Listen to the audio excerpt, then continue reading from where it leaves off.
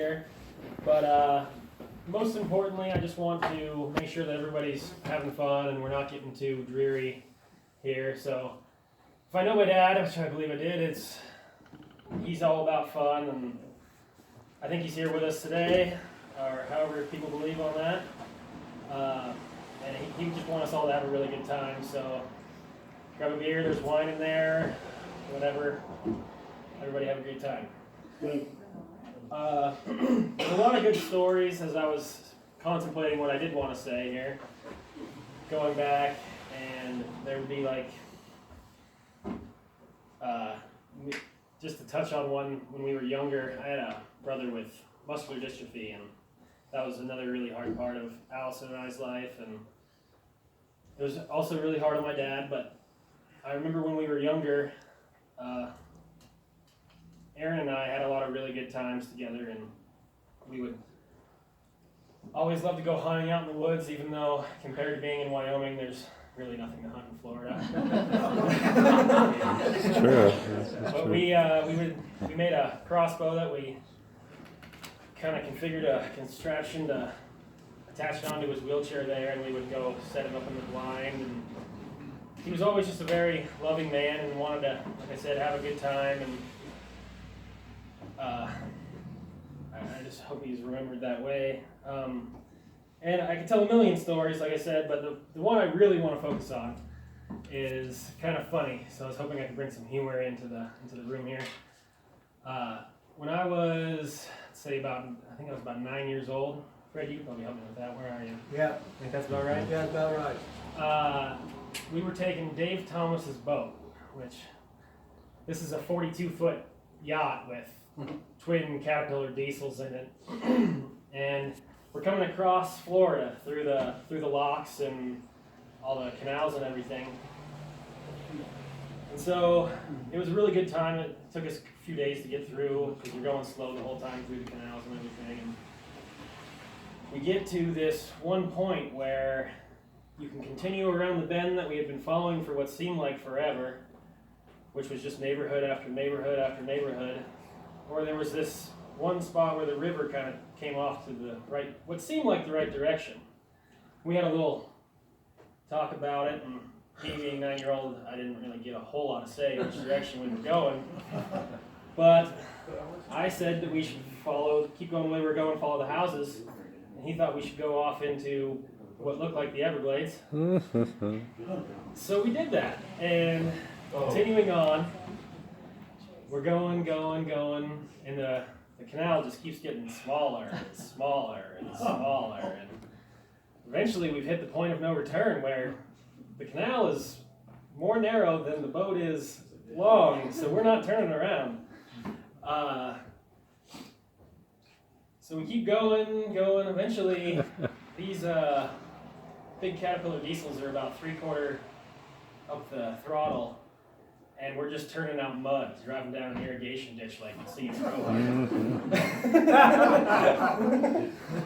And just when I thought that we weren't going to make it out and that there was going to have to be some kind of crane operation to get the boat out of there, we finally popped back out onto the right canal about 2 miles back where we had already been. And I just remember even recently, in the last year, sitting upstairs talking to my dad about that whole experience and just rolling laughing because how we somehow managed to take a 42-foot yacht down that irrigation. It was pretty amazing. It's a little deeper now, Gilbert. It's a little deeper. It was a full river after we were Lot done. better than Yeah, I mean, when we got through, you could take full-size boats in there. But I loved him very much, and I'm going to miss him very much. And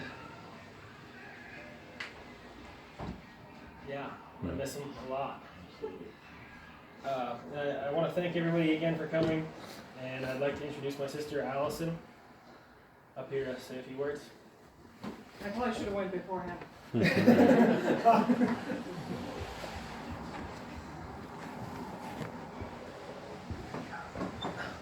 Okay, my name's Allison. I'm Charles's daughter. A lot of you I've met, a lot I haven't. So we're up here from Clearwater, Florida. It's my husband Jason there in the green. Yeah, I'm still having a hard time believing he's not here. 2,500 miles away. I didn't get to spend as much time with him over the last 15 years as I would have liked to. So it's difficult. He was a great dad, he really was, and he definitely drank too much. I think most people know that. And despite that, we still had a lot of great times together.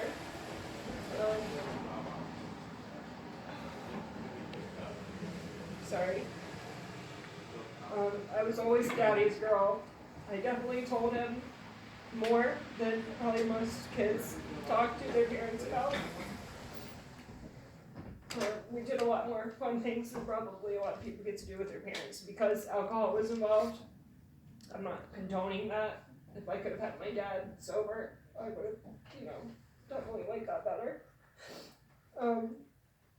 But to tell a funny story, similar to what Gilbert did, I was going to school in Orlando. I was going to graduate. Him and Gilbert came down. Lee came down. We were driving through the middle of the state on a 2-lane highway. My dad's sitting in the front seat, and I had to pass a semi-truck. 2-lane road, it's a little scary, so I start going around. I hit the gas, and there was a button in there, ECT. So I'm not really sure what the button meant, but I pushed ECT, and I said, "Extra power!" And my dad started laughing so hard. I don't think I've ever seen him laugh as hard as he did that day. He had tears rolling down his eyes. And once he finally got it together, he's like, "Allison, that is not what that button is." So it's a good memory. It makes me laugh out loud every time I think about it. So, and growing up in Jupiter, we always had people over at the house. He had a lot of adopted children from the neighborhood. I did get a lot of nice letters from people, "Your dad made the best breakfast sandwich ever." So, yeah, I'm going to miss him a lot. I wish I could have spent a little more time with him over these last few years. So I guess if all of us can take anything away from it, limit your alcohol. I know everybody enjoys it here and there, but take it easy, I guess is all I can say about it.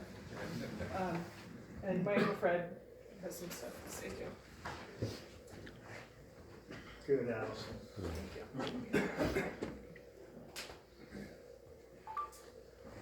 I'm Fred Whaley. I'm Charles's brother.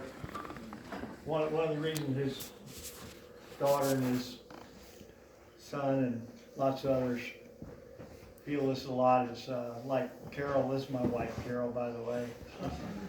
She's been taking care of me 49 years, and that's a tough job. And we always, one of our things was we always took our kids everywhere we went on every vacation. We played with our kids. We did everything with our children, and we had a wonderful life. Charles and I were brothers.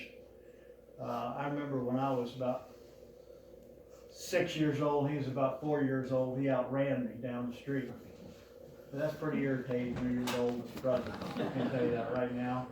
And he outran me all the way through high school where he was a 440. Somebody told me they don't do the 440, it's a 400 now. Where he was the 440 champ in the city of St. Petersburg. So he was a better athlete than me, and he beat me at that. He's a little bit better student than I was and made better grades than I did. We went on to college, and Charles was going to be a doctor, and our father was a doctor, and we had a pretty good life growing up with that situation. And he went off to start medical school. He was making real good grades, and when Charles and I was probably just past teenager, he was probably maybe still a teenager, our father died of a heart attack. I have to say, just to follow up on Allison's warning to everybody, it's in our family. My dad, he drank a little bit too much too, smoked cigarettes, and that caused him to probably have an early death. So Charles and I, our lives kind of totally changed. We both got out of college and had to start for ourselves. He called me up one day. He said, "Hey, let's go be pilots." I said, "What?" He He said, yeah, they got a place we can go be pilots. So we went to school and became pilots, and I got hired by a university because I'd had a little more college than he had, and I taught college at a university and went on to teach business and had a great situation that way. And Charles was met his first wife, and they were getting along and doing some stuff in Tallahassee, and he was painting houses, and then he was there, and he'd say, you know, somebody come in and say, well, I'm the plumber, what am I supposed to do? And Charles showed them what they'd have to do, and then he'd go back painting. Somebody else come in and do it, I'm an electrician, what am I supposed to do? Charles pretty soon realized that, well, geez, if I'm gonna tell everybody what to do, why don't I just build the houses? So he started building houses, and these are actually the first 3 houses he built in Tallahassee, Florida. I talked him into coming down to Jupiter, Florida, where I was at that time. I'd been hired by a big Stock and Watley Cotton Dam, which is a 100-year-old mortgage company, and that's somebody in back there, yeah. And Charles came down there and he started a real estate business. He did extremely well. It was really good. He built houses, he did subdivisions, he did water, sewer. I think he probably built maybe 300 houses down there before he decided he just had enough and he wanted to move up here. He was my brother. He's my very best friend. Charles and I were really, really good friends our whole life. So just to follow up on Gilbert's story, so what happens is Charles and I used to go to the Bahamas a lot, and go swimming and diving, and he was, of course he could beat me at that too. He could dive down 60 feet and spear fish and come swimming back up without any air tanks or anything on. So that's what he would do. And I dived down to about 40, and I was doing what I was doing, you know. We had a lot of fun. We took all the kids. We'd go over to the Bahamas, and we'd wouldn't take any food. We'd just take some vegetables, and we'd eat fish the whole time. So one of the things, I then was an investment banker at Raymond James Financial, taking companies public. Like Ameritrade was one of the better companies that I took public for the first time. And so we got this idea that Charles and I, and the guy who I worked with, which was Dave Thomas, he was bringing the boat over, Gilbert was, that we would invite all the CEOs and CFOs in all over the country to come to Florida and go across to what was Walker's Cay, which is a little out island down in the Bahamas, a wonderful place. And that's different than somebody else who had a golf tournament or whatever tournament, other ways that people were entertaining at the time. So Gilbert and Charles were bringing the boat over, and then Charles and I took these guys over to the Bahamas to do fishing. And one of the funnest things we did, which was really interesting, is over there they had a hole in the reef. You know, there's a reef where all the fish lived, and then there was a big open hole. We call it a blue hole typically. It's probably about 10 times bigger than this building, this hole. And in this hole, what they would do is they would bring all the leftover carcasses and pieces from fish and throw it in this hole every night. So Charles and I found out about this, and what happens is a bunch of sharks would come. So then we got the guy with the big boat there to take all these CEOs and CFOs out there, and we go out there and we're riding around, we anchor up and said, okay, now what the guy's gonna do, he's gonna rev up the engine and throw a little fish in, and then all these sharks will come and we're gonna go swimming with them. We gotta I'm from New York, I don't do that. I'm from Connecticut, I'm from North Dakota, I'm from wherever. I don't do that. I said, listen, you know, these sharks won't bother you because of professional courtesy. All these people swimming with all these sharks, there'd be about 125 sharks. And Charles and I got them, everyone to go in that water and swim with these sharks. And I'm telling you, there wasn't a CFO or these guys were trying to get in. Listen, I don't need a financing right now, but I'd sure like to go on your trip. So Charles and I really kind of captured a whole bunch of CFOs and CEOs all around the country together with what we love to do. And Gilbert and Allison both did too. So that was a fun thing. And Charles came here and I guess he kind of ran out of steam a little bit. And, you know, he I know that there's no one in this room or no one in this town or no one in Wyoming that say Charles did anything wrong to him, because he was a fine person. He never did anything wrong to anybody. Did a little something wrong to himself, and that's about it.